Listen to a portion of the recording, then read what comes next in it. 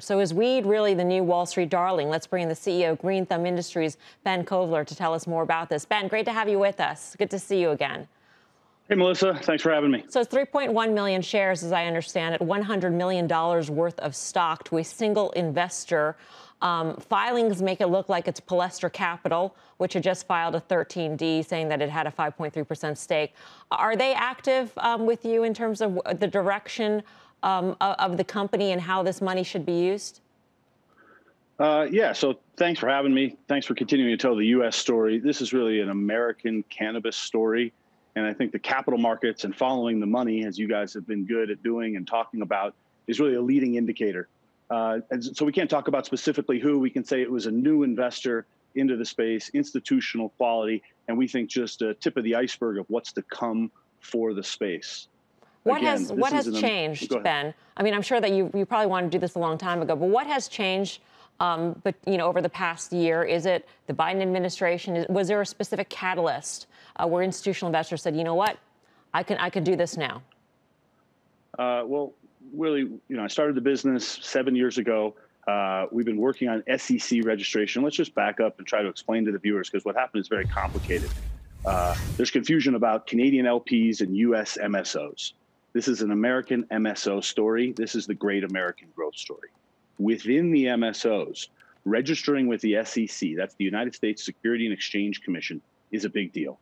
Filing GAAP financials, and last week, as you mentioned, we had an S1 go effective. That means the SEC blessed selling U.S. securities, registered securities in the U.S.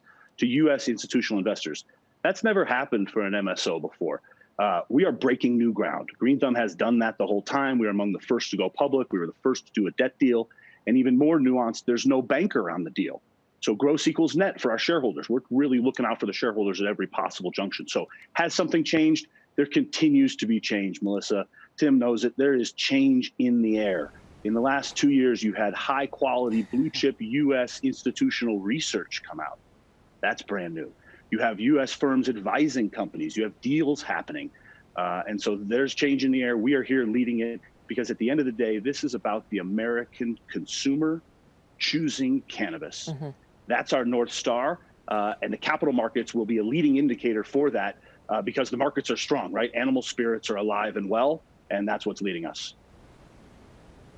Hey, Ben, it's Tim. Yeah, and interesting to note that the cannabis capital raises, including yours. I mean, look, Green Thumb's up 10% since a massive issuance. And what we've seen within the sector is that issuers like yourself, especially the top tier stories, are actually getting rewarded by raising growth capital. So my question then goes to, where do you think cannabis is a growth industry that's 30 to 40%? And again, the U.S. market and valuations that really don't reflect even the growth here. Any sense on where the industry should trade on a multiple? Because there's growth industries that we've been talking about on the show that trade 5, 10 times. And so the re-rating process, in my view, has just begun. Totally correct.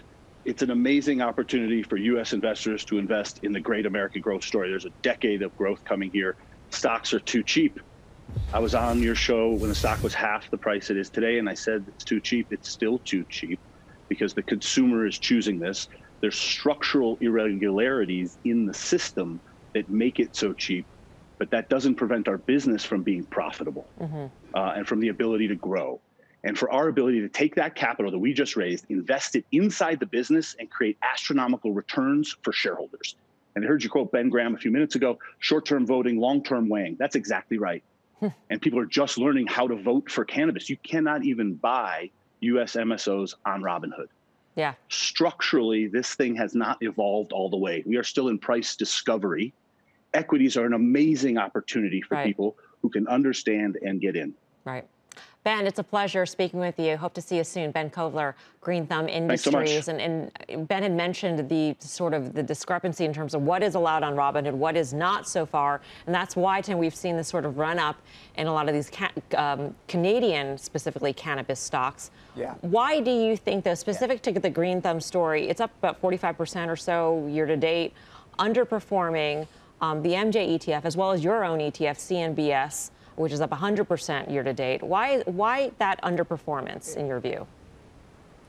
It's not really just Reddit phenomena, and it's so let's be really clear about that. I think it's a combination of the capital markets that are backwards. Again, the fact that the biggest investors in the world still can't really own a lot of these companies. So look, there are good companies in Canada, but there's more good companies in the United States that have a much bigger growth opportunity. But when you can trade on the NASDAQ or the New York Stock Exchange, you're going to trade with a much higher multiple. So to the extent that these are proxy plays, these Canadian companies, at a time when the U.S. dynamic gets better and better, people will buy what they can buy. And as an investor, by the way, at times, I want to own the places that are going to be recipients of that capital flow, even if it may not be the cheapest company out there.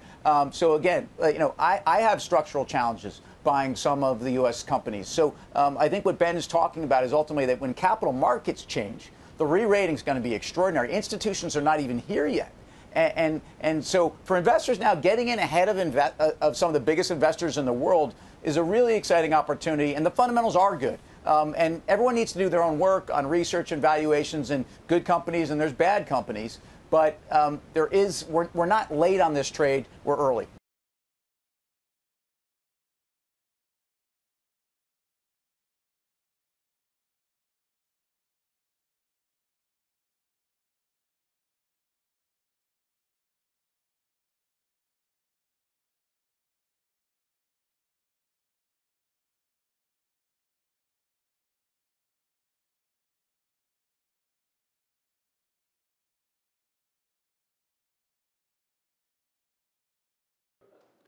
Shepard Smith here. Thanks for watching CNBC on YouTube.